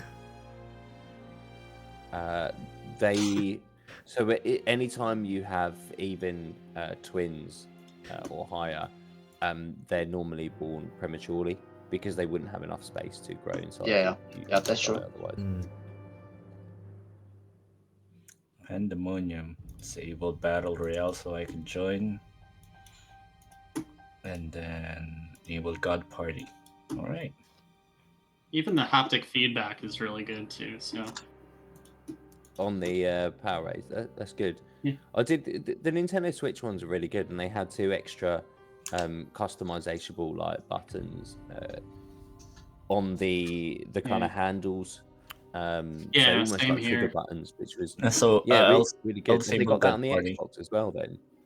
yeah, they're right here. They're like little grip buttons that you can program to do something. Yeah, I thought that was really good because again, that's normally only reserved to the Pro controller if you go through official hardware, which has kind of 2 grips slash paddles, which I think again the pieces are customizable, as well as what they actually control. For disco. But to have that on the Nintendo Switch, which you don't really get, you don't expect to Oh, see, yeah, I thought that damage. was really useful. So yeah, if they're on the Xbox version as well, I think I'll definitely take a dive and get a couple of those for multiplayer. Not that I ever play games, but at least the kids can play that as well. Yeah. It's interesting you guys are talking about third-party controllers. I feel like as a Smash player, nobody ever uses third-party controllers. Like even nowadays, I don't think there are any good third-party controllers. So I think isn't that partly because of the rules? Because some third-party controllers have the no, actually, now that you mention it, the only functions and third-party stuff like that. controllers that people use are rectangles. So Yeah. nobody So I think uses it's like a. often because some of them have like the auto fire modes and stuff like that. Oh, Music they're and I able guess to respond. similar things like that, Sorry which about you that. can't use in competitive gaming. You have to use Yeah. follow in line with the rules. So if you have to compete with the standard controller in tournaments, then that's what you're going to practice with as well, isn't it? So you're used to the same hardware and same conditions. I mean, yeah, but I think the reason people don't really use them is because they're just badly made. I think. You can get, yeah. you know, there are premium third-party controllers in some instances. You know, it's tricky. I think in the case of Xbox, they spent a lot of money actually on controller design and development when they came up with the current kind of version of the Xbox controller. Because you've got to remember, for Xbox, when they very, very first came to the market, their controllers were huge, and I mean big. To the just like the it was almost like console. a dinner Yeah, plate. I was never really comfortable with an Xbox controller when it was released. Yeah, so I they just released the got original used one. It was like a steering wheel from a car Yeah, with some right. joysticks on it. And then they brought out a mini version, which is more in line with the size we see today. They then refined that over years and spent a lot of money on R&D because they knew that the controller was one of the big factors that held back the success of the initial Xbox launch. Once people felt it and saw it, they just kind of got put off by it. So they made sure when they moved to the 360 that it was heavily refined at that point. And then with the Xbox One, again, further and further refined because they knew by that point everyone had just copied the model and formula. So they needed to make it kind of stand out a little bit. If you like all that information. But I do really like the Xbox controller. You know, much prefer it to a PlayStation. I think PlayStation was great for the PS1. I never liked the DualShock because unlike the Xbox controllers or even the Nintendo controllers supporting joysticks, PlayStation wasn't designed to have joysticks on it. Right. And they thought they were just unnatural and didn't feel right. With the late, PS5 and stuff, they started bending the grips more to make it a more natural fit. But certainly if you look at the early PS1, even PS2 controllers, they were actually really uncomfortable to use and you couldn't be that accurate with them. You're certainly more accurate with Xbox controllers today. Why do... it's like I've seen a review or like an article saying that the PS2 controller was the best controller ever made. So I'm just not sure. I think it was great for the PlayStation 1 because But a DualShock on worked. PS1 is not really... So it's DualShock not came compatible, much right? later. How come these people have bubbles it still? wasn't a launch Did you turn off God feature. mode? Yeah. Oh, yeah, I forgot to... It seemed like their bubble was gone Sorry and then about it that. came back. I don't know. Okay, so this might be Thing an is that- unpopular opinion, but I feel like... Actually, is it even unpopular? I don't know, but I think the GameCube controller is by far the best controller ever made. No other controllers are GameCube even controller? close. GameCube. Nintendo That's a have always total been like innovative. Isn't it Smash Brothers Yeah. like It is, player yeah. opinion right Nobody there. that plays Smash would ever disagree with that, but I feel like everybody that doesn't play Smash would. Yeah, I Yeah. think it looks silly. Um, I haven't. I mean, haven't I had a like it. GameCube. I have a few of them because I had the Wii U and got the kind of first party controllers that they made to play Smash with. And they're nice. They definitely have a nice weight to them and a nice kind of ergonomic feel. But I think like newer controllers just kind of feel and look better. Very cool. When I was a kid, I was actually wondering what's the purpose of the joystick on the DualShock, because most of it is incompatible with the games. And the only thing that it does is it vibrates, right? Yeah, I remember thinking the same. And you're absolutely right. And that's, the reason why when PlayStation first launched, it didn't have DualShock. Partly because Nintendo hadn't invented joysticks at that point. And also because there just wasn't much value for it in games. It wasn't until 3D gaming really started taking off that there was a need for joysticks and that more granular control. If everything is 8-bit and pixelated and can only move in 8 directions, then a D-pad is more than sufficient to cover that. Once you start getting more degrees of direction than just the 8 directions, that's when joysticks became useful.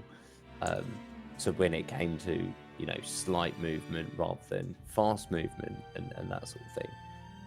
What do you guys think of the Nintendo 64 controller? I mean, at the time it was like cool, but now I wouldn't use it. I would 10 out of 10 times pick something else. It's just so unique. If someone throws a Nintendo 64 controller at you, it would hurt. Yeah. I mean, it's just. I think it's like it would slash It would slash whichever it lands onto. It's just such a unique controller because it has like 3. It has spots for 3 hands basically, which is crazy. Well, it's because you had different grips on it. So you'd either hold the 2 side grips and you'd have a traditional controller, or you'd hold the middle and left grip. So you'd have controls and you'd have a joystick on the right, and then your trigger button, and then occasionally you could reach over to the other face buttons, which is crazy. Which was suitable for some games. And then on the other side, you'd have the C, and you then use the middle joystick, so the middle and the right-hand side, if you were doing something like GoldenEye, where you'd have potentially multi-directional movement or perfect dark. Now, of course, the trouble was, again, when the console first came out, there was no such thing as, vertical 3D gameplay for first-person shooters. And first-person shooters at the time were essentially Doom and Doom replicas and versions of Doom, maybe with slightly better graphics and less pixelated, but they were all Doom. It wasn't until GoldenEye came out that actually we started seeing 3D shooters where height was also an option against other players and taking out your enemies. And that's when vertical gameplay was introduced. And with the introduction of that, and if you think back to GoldenEye, the original gameplay, you couldn't even just look up. What you had to do was hold the aim button and then press the look up directions. And that would only be temporary. It would still send to you because, again, everything was GoldenEye kind of Doom focused in terms of gameplay. Once that started evolving, then we started seeing dual controllers. And with first-person shooter popularity increasing, that then meant that they needed to cater for those, and then other games incorporated that. There's nobody in here. You did as well. I think is Battle Royale on. Yeah, I can't get in. Nobody's. Yeah, sorry about that. Okay. I was wondering what's going on. So, I don't know. I honestly feel like the Nintendo 64 controller. I like the design. I actually feel like the design and the button layouts are actually very interesting. The way that you can hold it is very interesting, but I think it's held back because the fucking stick is like the worst stick you'll ever fucking feel. It's actually a joke. That stick is like, what the fuck is that? That was such a bad stick, man. That was the first ever joystick. Was it really? Yeah. It was, yeah. So that's why it was so awful. Over the so years. Bad, man. But you're right. It was a great controller to hold. It had the different configurations, and for gaming at the time, it was suitable. very quickly Shields? got outdated, There you go. and then got overdone by dual joystick controllers because of what that enabled. And I think because Sony were late to the game, because Nintendo invented it, they had the opportunity to get that feedback from players of games like Perfect Dark and GoldenEye that actually you can't really navigate that vertical view and have a separate, looking for movement without a second controller, and a joystick would be really beneficial there.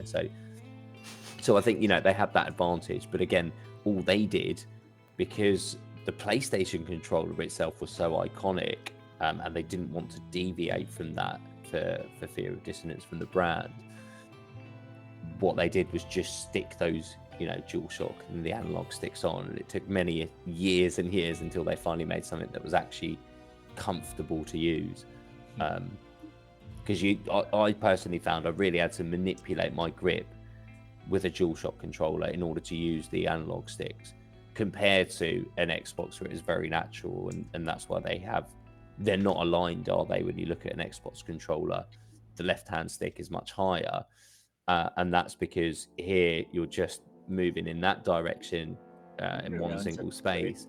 But of course, on your right hand, you're navigating between the actual looking and then flicking to the action button. So it's a much more natural movement there rather than trying to go from one to the other. So yeah, they did a great job with it. I love it. I like the demonstration, Disco. You're a master with your thumbs. This is the first time in my life where there's a discussion about gaming and I'm completely out of the loop. I swear to God, it's the first time ever.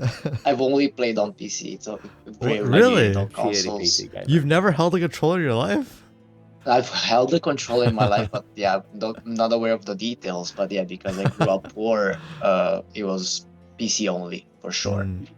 Oh, look, sharing CDs. For us, it was the opposite. It was like, because obviously to keep up with PC technology, you needed a good gaming PC. You had to get a graphics card, and there was only like 3 different graphics cards that you could buy, like the NVIDIA Voodoo series and stuff like that.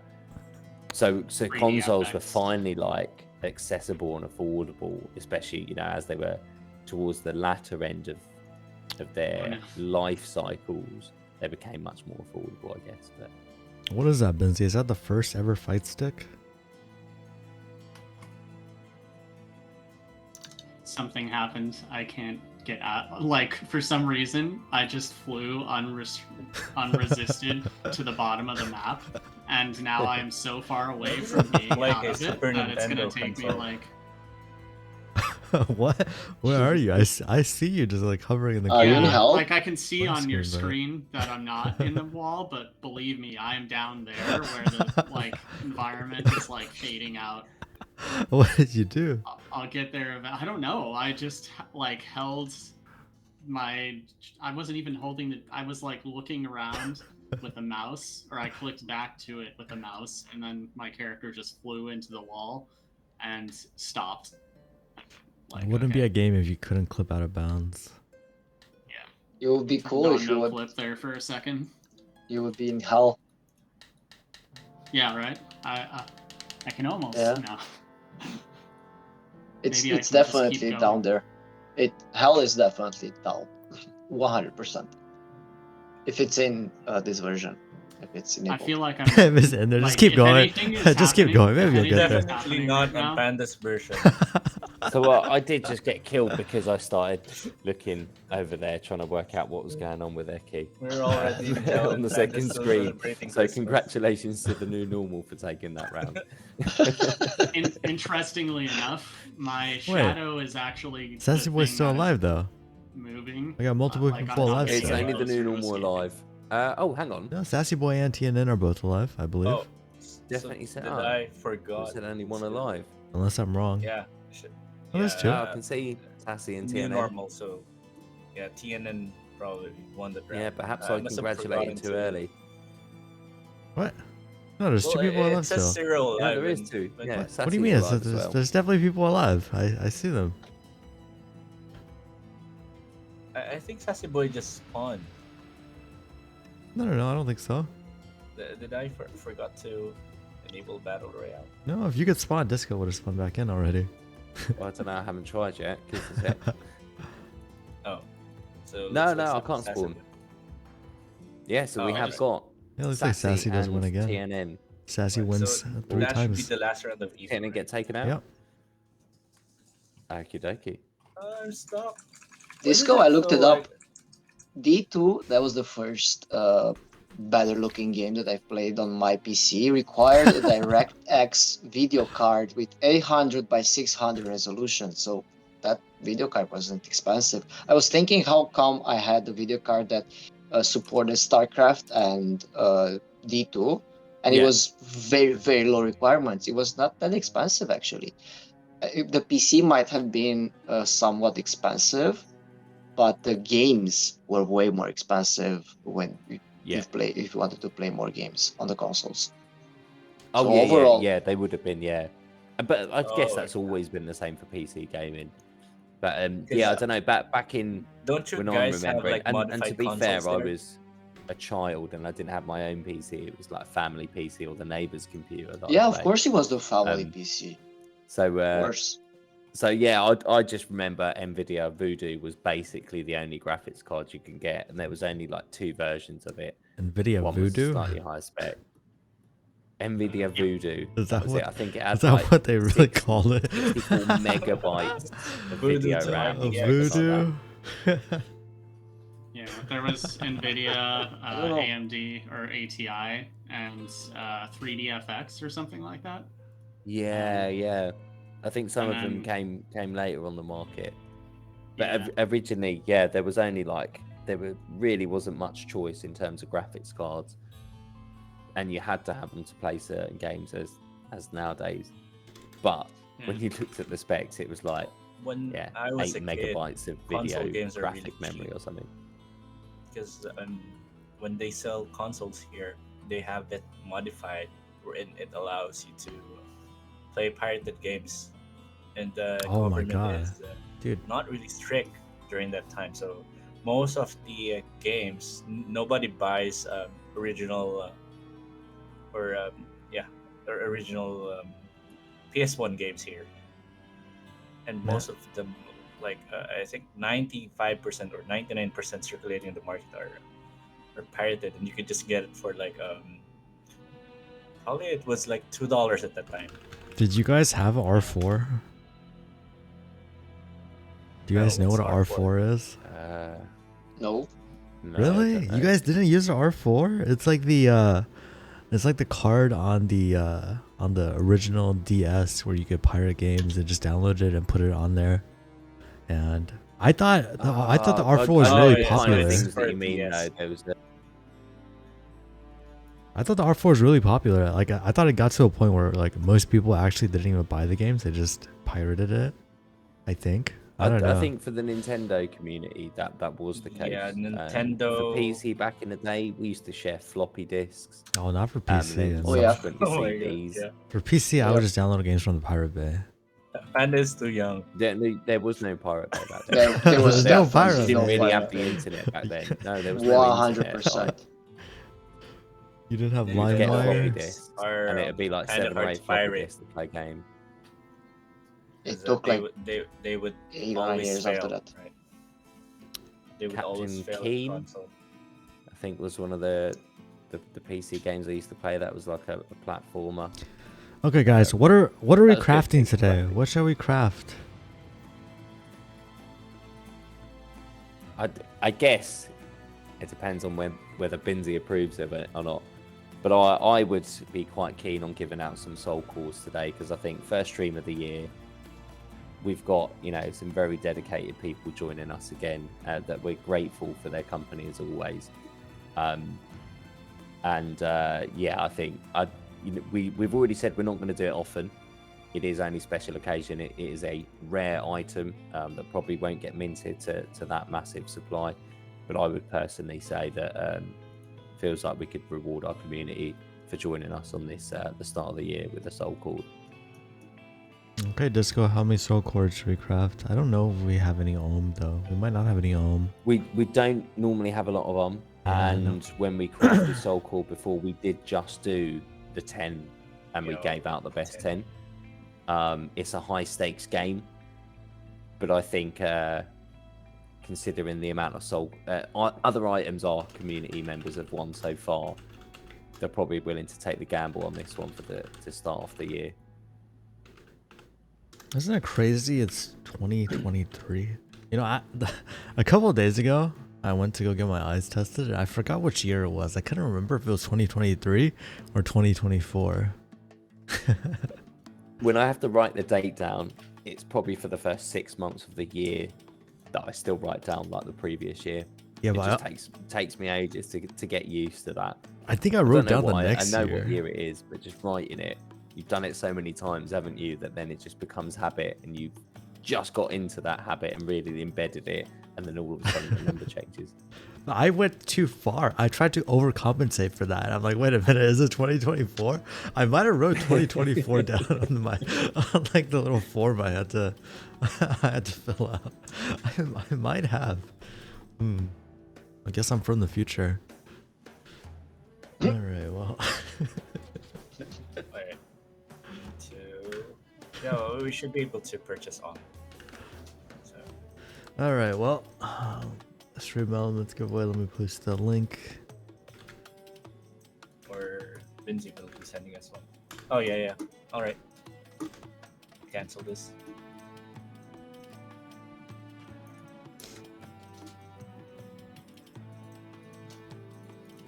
About that.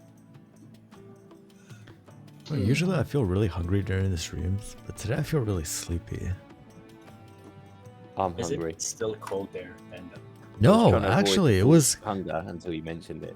Did I talk about how cold it was during like Christmas? It was like so cold here. It was like what 10 degrees, which is pretty crazy. You were wrapping yourself on a blanket during the last stream. Yeah, I mean that wasn't that cold indoors. Like indoors, obviously it's fine, but like outside, oh my god, it was so cold. It was like the kind of colder. Like if you step outside, it doesn't feel like it's like freezing. It feels like I don't know how to describe it. Like it almost hurts. You know, it was so cold, but like it went from like 10 degrees to like 70 degrees or 80 degrees in like one day. So it went from really hot to really cold, and then really cold to really hot again. Or maybe not like super hot, but like pretty warm. And now I think it's in the 70s.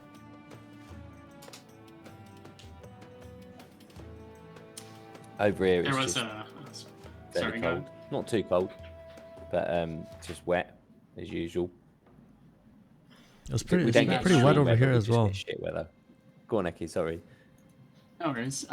We had an ice storm recently, the first I'd experienced here, where basically, like, the rain was frozen and it created a layer of ice over everything, and it was super windy and cold during the time. Of course, this was during the break, so I was inside the entire time. Yeah. We forgot playing something. games and peering outside every once in a while. What do we but yeah, forget? when I So we were supposed to talk about our New Year's resolution, right? We were? I was just joking about that. Anyway, maybe we could talk about it next. All right, Maya, what's your New Year's resolution? Trying sounds to like cut down on sugar. Sugar? Yeah. That's easy. Not I for don't know me, about that. because I've been chugging down Coke. Yeah. Team Pepsi. And Like- I really don't like the taste of Diet Coke or Coke Zero. So Yeah. There's some research to suggest that basically, I mean, it's like the you are what you eat type thing. If you basically bite the bullet and start changing your diet, eventually you'll just come to want the things that you're eating or feel like that's what you should eat at a given point in time. I So thought it you- sucks at first, but that kind of resistance you have or that desire you have for sugar kind of goes away over time. I thought you were just I- calling I Maiev need really that. sweet. I need that. Oh, he is very sweet. But I mean, Sugar. that's how I feel with caffeine. I think sugar, I don't really care much about sugar, but I feel like caffeine is something that is very dear to me. What would I do in this world without caffeine? Like coffee. Coffee or Pepsi or Pepsi. Pepsi's good to me, but coffee's. I can stay up late at night without coffee. Really late. I treat coffee as medicine. Energy drinks especially. I rarely drink it, so when I drink it, it actually has an effect. So if I don't want to sleep the night, I'll get one coffee and it's an all night. Yeah, no, it has no. I So I feel like it drink has no coffee. effect on me at I all. wish there's like a pill that would just keep me awake. A build? Instead I of- drink coffee all day long. A pill. You say a I build? probably drink 10, A 15 pill. cups a day. or is it better to say a drug? I don't know. He said a pill. Ecstasy will keep you running for the night for sure. What? You mean like Yeah, you'll feel shit the kind next of day thing. though. you mean like Yes. a build as in you have to spec into like caffeine resistance? Caffeine crit chance, more like. Oh, okay. So about 2,000 tickets entered. Not that many people though, so you guys have a good chance at winning. Why I haven't. Oh, hang on a minute. There we are. Yeah, now that I mentioned that, like I gotta get in. I gotta get in. I started looking at Scratch and Soul Cord. I was like, have I got enough BNB in my wallet? I need some so I just picked some up. But yeah, let me get onto the Twitch element. You're currently ranked 37. How do you measure the rank in Twitch elements, stream elements? It's just how many people has more points than you currently. I believe. So if you're 37, that means that 36 more people have more Twitch shards than you. Yeah, Oh, this is after okay. So spending it, I've turned to 168. where do you guys get your glasses? Are you guys blind or is it just me? Me? What do you mean? I can see short distance, but long distance is difficult. How bad is your eyes? I'm blind. Golden. They're not that bad. Well, I Okay. don't know. I can't read text on a TV. Like if I'm playing a computer game or something. Okay, and you're I not, don't that's have my not okay. glasses You're on, fine. I wouldn't be able to see the UI and everything. But I can make out. Do you know what I mean? Objects clearly enough. I can say, oh, that's a car or whatever else. Yeah, I just no, wouldn't be I able can't to see. give you the I detail can't of see it. anything, man. Maiev, are you Yeah, blind? Can you not? Yeah, I'm blind. How literally. blind are you? Like Like a mole. I could read my phone if it's within this distance, and that's the clearest thing I could read. So it's like about the size of my hand. Do you know?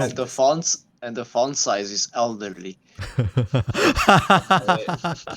I'm not sure how you guys measure what do you call it, the glasses. I think mine's a 4.0. Okay, that's not That's bad a at lot. all. Okay, I But mean, what do you have, Panda? There's mine's no way you have 4. mine's 9. What? 9? Yeah. How are your glasses so thin then? They're not. 9 is Yeah. usually thick.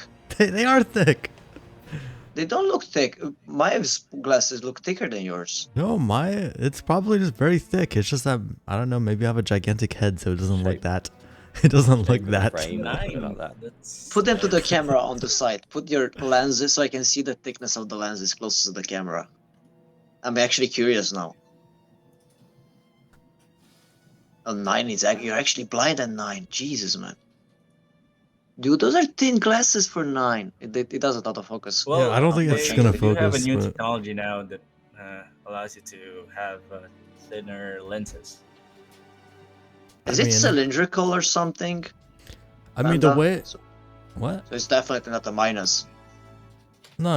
It's bad. It's just I think because the way that my glasses are, like it's very squarish, so maybe it doesn't. I don't know. I think because of the way that it works, it's like if it's more square, Have you tried wearing it's contact not lenses, as Panda? thick. No, I haven't. There's like a. I hate looking at medical myself grade- without glasses. I feel like I look there's so like weird without medical glasses. grade contact lenses that you wear during your sleep, and then you'd wake up with the 20/20 vision. Yeah. My friend What? wears that. Where Yeah, it I forgot what it's called, but yeah. there was a time where I wore contact lenses. It's not the same kind as what I'm talking about, but you could wear that contact lens during sleep, and Yeah, you then put it in at night, and then when you wake up, you have your eyesight is fine. Yeah. But I don't think that's gonna work for me because I'm so blind, and also like I feel like when I look at myself without glasses, it's like I don't even recognize myself. So yeah. Okay, I've had the giveaway running for quite a long time, so go ahead and close it. Pick Superman 5 winners. Isn't it dangerous to sleep with normal eye contact lenses? Do they Yeah. Yeah, get for normal contact lenses, it's dangerous, but there are kinds wherein you're allowed Honestly, to sleep. Yeah. these things sound like the shark thingies that you put in the cigarette lighter of the car to reduce consumption. I swear to God, how the hell are those going to work? Shark? I used to wear contact lens that you could use them while sleeping and while taking a bath. You could wear them, but But definitely why not would on you the use floor. contact lenses while sleeping? What? Why? Okay, Because well, our 5 winners are my Discomonk, doctor Take them told Eki, me out. that Chaos I Myth, can, IQ Ballerman, and just TNN. in case I forgot to remove them, I could sleep with it. Yeah, to be fair, I know a few people who wear those contact lenses who have to take them out every night, and they've had occasions where they've like forgotten them, and then like the next day their eyes are hurting, are painful, and all Yeah, that. yeah. Yeah. That's why I got the kind wherein you could fall asleep with them, because It But then you have to it take them makes out. sense because I mean, well, the most for people that I knew who had contact lenses who wouldn't wear them regularly but would wear them for occasions, it would usually be occasions where they're going out and socializing. But of course, on those occasions, they'd be drinking alcohol as well, so are less likely at the end of the night to remember or be capable of taking contact lenses out. So I think it's a good idea in that sense. But I don't know. I think when I was younger, I always thought glasses were cool anyway. So I was like, I want glasses, and then now I need them. There we go. Maybe it's fake. okay, so how many soul cores are we crafting? Do we say? I think we just said the 10 10, because okay. they are soul cords. There was Well, we 32 have of them. I did craft 8 we while already we were have talking, 50 and I on got an the 88% as well, which I'm quite chuffed about. Gotcha, okay. So, I think you're about to craft 20% of the existing supply, or what will be the existing supply. alright, let's see how it goes. Will I beat Discomonk's record? Probably not. But first, I forgot, we gotta do the wheel. We've got to do the wheel. And we've got to get up Yes. on screen as well. See that outcome. Yes. I can't believe I Alright. didn't make it with 2,000 shards.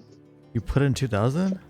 No, you Yeah, put I in. didn't make it. What is that? 200 No, you tickets? put in. Yeah. Oh, you did two. You Yeah, I did think put I in put in 250. Okay. Panda. Ever thought about getting like a corrective laser surgery? It doesn't work. I'm too blind. It doesn't work. No, it doesn't. It goes out to 3 or something like that. Yeah, like I think I can More get than it, that. but I'll still I need thought glasses even once after your it. eyes are like a 5, your eyesight gets to a 5, you're allowed to get like a corrective laser surgery. What do you mean allowed to? No, you get the laser surgery if your eyes aren't that bad. I'm pretty sure. Cause what is Oh, it? it's So probably like haven't they recently managed to actually make, nearly entirely blind people, or give them some vision, or enable it through the surgery? I don't know if that's commonplace or if this was like a it breakthrough, probably but I depends do on recall the reading about that. depends on the source of the blindness. Like if it's a neurological thing, no surgery Yeah, of on the course. eye is going to change Yeah, that. yeah. And if it's like a congenital thing that is sourced in the eye, it still might not change anything because, like, if you're an adult and you've been blind your entire life, you might not have the receptors required to actually parse the information that your eyes would send back to the brain. it may be replaced with something else. So Yeah. yeah, but they've definitely made a lot of strides. And Are blind people like blind as in they can't see? They only see like black, or is everything just really blurry? Or does it depend? I guess it probably depends, huh? I think it depends. It depends on whether you've gone blind, whether you were born blind, and even then, in either situation, those light receptors, how developed they are and their condition of them. Good, you know, as Eki mentioned, it could be that actually you're born and you develop with the full light receptors behind your eyes, but it's just your eyes aren't functional to process that. It could actually be a neurological thing, in which case it doesn't matter what light is actually going in or out, unless somebody tweaks your brain, you're not going to be able to process that. So I think there's a lot of different flavors.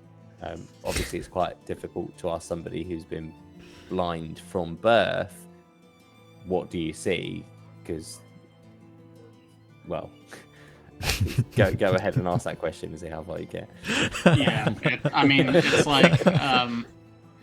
it's like asking someone about their sixth sense that they don't have. You don't have like an idea of what it is because you've never experienced it before. Yeah. So they don't necessarily see blackness. They just don't have a vision to tap.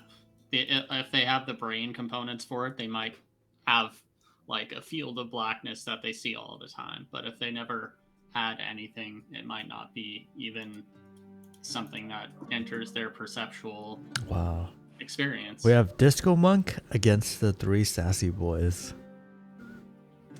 Fucked up. I was just looking in the Twitch chat, and Plex Brahiel has just shared OpenAI's information on laser-eyed surgery. Oh my god, that's OpenAI's answer. Yeah. If you Google it, it's actually going to be hard to get it, and I knew that OpenAI will give a more concrete answer about laser eye surgery. Oh, wow. Sassy gets the top 3. The 3 sassy boys in the top 3. What are the chances? Small, for sure. All right, now we gotta see which sassy boy wins. Sassy My money's boy. on Sassy. Sassy versus sassy boy. Oh no.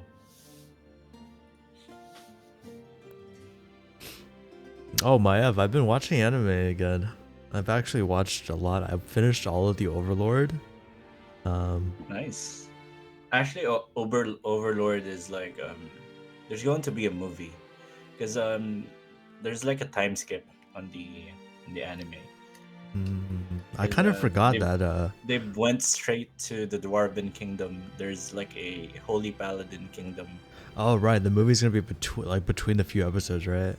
Yeah. Yeah. I forgot that the princess was. Wait, is this spoilers? God damn it. Yeah, that would be if you mentioned something about the princess. God damn it. Well, I haven't read the light novel yet, but wait, who won? I'm not sure, Maiev. I actually want any spoilers. The shorter Sassy. Your waifu story. Who won? Oh, Sassy won? Having Okay. seen the synopsis, I definitely Sassy don't want beat the Sassy details. boy. come on, Disco. Watch the quintuplets. I love it. If y'all haven't And watched tell it, me it's who's on your there. favorite quintuplet. Maiev, it's too top heavy for Disco. And no one complained about top heaviness. Cool. But Well, there's I do there seems admit to be a that theme. the anime of the quintuplets has a lot of fan service. When you say fan service, In animes, if you said a fan service, there would be lots of something that would please the eyes of the viewers. They will please Especially, Maiev. They service Maiev. Oh, so Yeah. we're talking oh, lots, I see a lots couple of yellows. top heaviness Ooh. in revealing clothing. Oh, nice. Sassy Yeah. gets an 84% soul cord. Ooh, And And very nice, Sassy Boy gets a 74% soul cord. So What about unfortunately, we did not beat Disco's record, but not bad. Wow. So we got 2 yellow ones, and then the rest are below 50%. So sucks for the rest of you, but Sassy Boy and Sassy, you guys are having a good time. Yeah, I recall GG's. Sassy Boy followed up like the soul cords from the 18th, which I forgot to send, and now he has 3 more. Wow. Well done.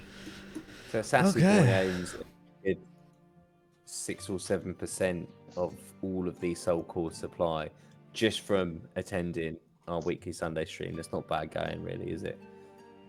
He's gonna Oh, need it's some more awesome. fingers.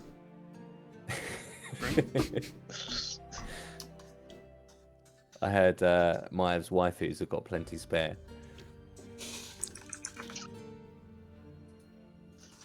Watching now. I've already watched all the interesting animes on Netflix.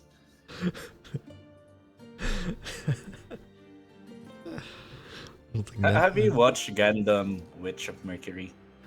I'm not. I'm currently watching Spy Family. That's the one I'm on right now. It's pretty good. Very I've interesting already anime. completed it. It's good, right? It's pretty Yeah, cute. let's go. It's You pretty should funny. watch that. It doesn't have any waifus there. It definitely does have waifus. What do you mean? It's literally called Spy Family. Who? The wife. The wife? What do you mean? Nah, The actual he is wife. not- The he's actual not wife. waifu material. The actual wife can't surely be a waifu not because What? they're not. She's full literally a age girl. waifu. You don't consider Yor as a waifu. Why not? She's literally the waifu. Come on, Maiev. Ah. Maybe you have That's bad fine. taste. Chainsaw Maybe Man maybe is standing out right maybe now, she's would you not say? top heavy enough for Maiev.